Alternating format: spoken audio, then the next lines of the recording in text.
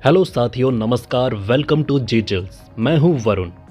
Syria, जहां बशर अल असद 2000 से सत्ता में थे, एक समय तक स्थिर दिखता था, लेकिन हाल ही में जो हुआ है उसने दुनिया को चौंका दिया। 10 दिनों के अंदर दमिश्क, जो सीरिया की राजधानी है, वो विद्रोही सेनाओं के हाथों में आ चुका है और असद सरकार ताश के पत्तों की तरह ढह गई। विद्रोहियों ने पहले अलेपो, फिर होम्स और हामा जैसे प्रमुख शहरों पर कब्जा किया। ये एक सुनियोजित और तेज कार्यवाही थी। विद्रोही सेनाओं ने सबसे आखिरी में दमिश्क पर कब्जा किया। यह शहर असद सरकार का गढ़ माना जाता था, लेकिन 10 दिनों के अंदर ही यह पूरा क्षेत्र विद्रोहियों के नियंत्रण में आ गया। विद्रोही सेना ने सोशल मीडिया पर लाइव वीडियो शेयर किए, जिसमें हजारों लोग सड़कों पर झंडे लहराते दिखे। जेलों से कैदियों को रिहा किया गया और लोगों ने इसे आजादी का त्योहार कहा। बशर अल असद कथित तौर पर दमिश्क छोड़कर रूस के एक एयरबेस खमीम में शरण लेने चले गए। यहां से उनकी योजना मॉस्को जाने की बताई गई। उनका परिवार पहले से ही रूस भाग चुका है। रूस और ईरान, जो असद के सबसे बड़े समर्थक थे, इन्होंने सीरिया में अपनी मौजूदगी कम कर दी, जिसके कारण सीरिया का पतन हो गया। रूस ने अपने सैनिकों को सीरिया से हटाना शुरू कर दिया क्योंकि यूक्रेन में उसका ध्यान बटा हुआ था। वहीं ईरान अपने आंतरिक विरोधों से जूझ रहा था। उसके समर्थित मिलिटेंट हिजबुल्ला और हमास की कमर टूट चुकी है, जिससे सीरिया में उसका प्रभाव कम हो गया। सीरिया में एक लंबी लड़ाई ने निर्णायक मोड़ लिया है।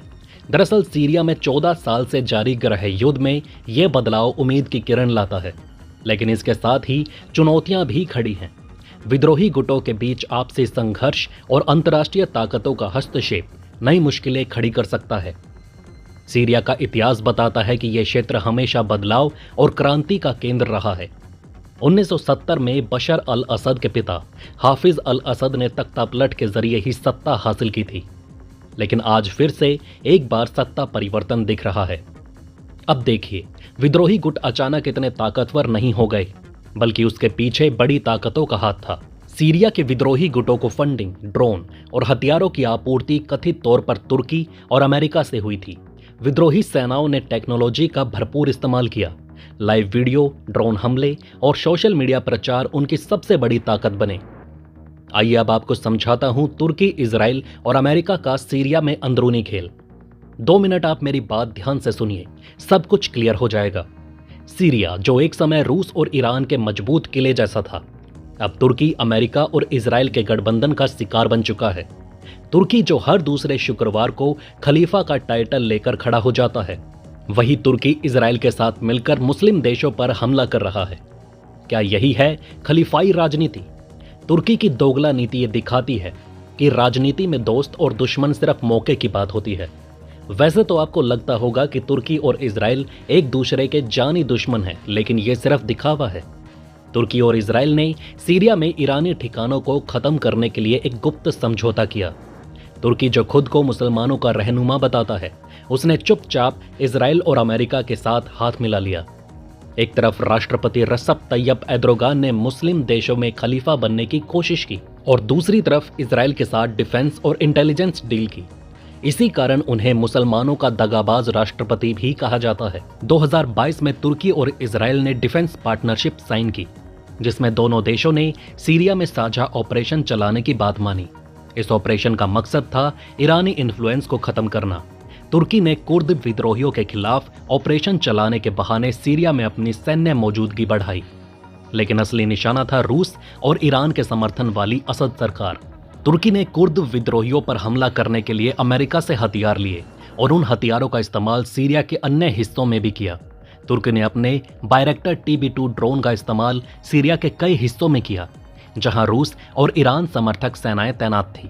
पर्दे के पीछे की बात यह है कि इजराइल ने तुर्की को इन ड्रोन्स की अपग्रेडेड टेक्नोलॉजी देने में मदद की। इजराइल ने भी सीरिया में कई ईरानी ठिकानों पर एयर स्ट्राइक किए। इन हमलों में ईरानी सैनिकों और मिलिशिया को भारी नुकसान हुआ। इजराइल की मोसाद एजेंसी ने सीरिया में ईरानी ठिकानों की सटीक जानकारी तुर्की और अमेरिका को दी। अमेरिका ने तुर्की को समर्थन देकर रूस और ईरान को अलग थलग किया। यही कारण है कि तुर्की यूक्रेन युद्ध में यूक्रेन को ड्रोन दे रहा है, जिसने रूस के सैनिकों को भारी नुकसान पहुंचाए हैं। अमेरिका ने सीरिया पर सख्त आर्थिक प्रतिबंध लगाए, जिससे असद सरकार की आर्थिक स्थिति कमजोर हुई। अमेरिका ने विद्रोही गुटों को हथियार और फंडिंग देकर सीरिया में संघर्ष को और तेज किया। कुछ रिपोर्ट के अनुसार अमेरिका ने 2023 में विद्रोही गुटों को $500 मिलियन की फंडिंग दी, जो असद सरकार के खिलाफ हमलों में इस्तेमाल हुई। अमेरिका ने सीरिया में 900 से ज्यादा सैनिक तैनात कर रखे हैं, जो सीधे तौर पर विद्रोही गुटों की मदद कर रहे हैं। अब मैं आपको बताऊंगा कि कैसे दुनिया का नक्शा बदलने वाला है। सीरिया, जो एक समय मध्य पूर्व की ताकत का प्रतीक था, अब बिखराव की ओर बढ़ रहा है। तुर्की और इजराइल की रणनीतियां, अमेरिका का खुला समर्थन और रूस ईरान की कमजोर पकड़, ये सब मिलकर सीरिया का नक्शा बदलने का संकेत दे रहे हैं। इजराइल का ग्रेटर इजराइल का सपना काफी पुराना है। इस योजना के तहत इजराइल अपने क्षेत्र को सीरिया, लेबनान और जॉर्डन के कुछ हिस्सों तक फैलाना चाहता है। मुझे लगता है कि इजराइल इस बार सीरिया में अपना विस्तार कर लेगा और उसका नक्शा बढ़ जाएगा। तुर्की, जो खुद को मुस्लिम देशों का नेता दिखाने की कोशिश करता है, सीरिया के उत्तरी हिस्से पर कब्जा करना चाहता है। अमेरिका खुद को शांति का ठेकेदार बताता है और वहीं दूसरी तरफ से ये ग्रेटर इजराइल और तुर्की का सपना पूरा करवा रहा है। ये तो वही बात हुई, ऊपर से गांधी और अंदर से चंगेज खान।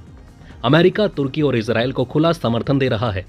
तुर्की नाटो का सदस्य है और इजराइल अमेरिका का सबसे करीबी सहयोगी। इजराइल ने हाल के हवाई हमलों के जरिए सीरिया के दक्षिणी हिस्सों में ईरानी प्रभाव को खत्म कर दिया। ये इलाका इजराइल के कब्जे में जाने की संभावना है। इजराइल का सपना केवल जमीन तक सीमित नहीं है, वो सीरिया के प्राकृतिक संसाधनों, खासकर तेल और पानी के स्रोतों पर कब्जा करना चाहता है।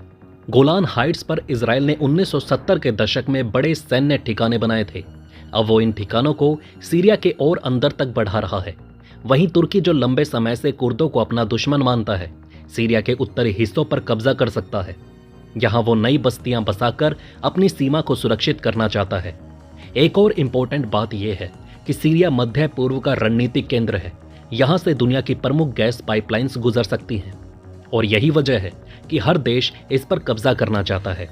ये कहना गलत नहीं होगा कि अब सीरिया के रास्ते दुनिया का नक्शा बदलने वाला है, क्योंकि सीरिया का नक्शा काफी छोटा हो जाएगा।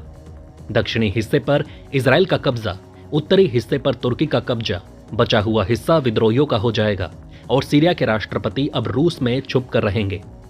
यह टॉपिक काफी गहरा है, जिस पर हम आगे भी वीडियो लाते रहेंगे। तो चलिए फिर मिलते हैं एक और नई अपडेट के साथ। वीडियो को लाइक करके चैनल को सब्सक्राइब जरूर कर लें। धन्यवाद।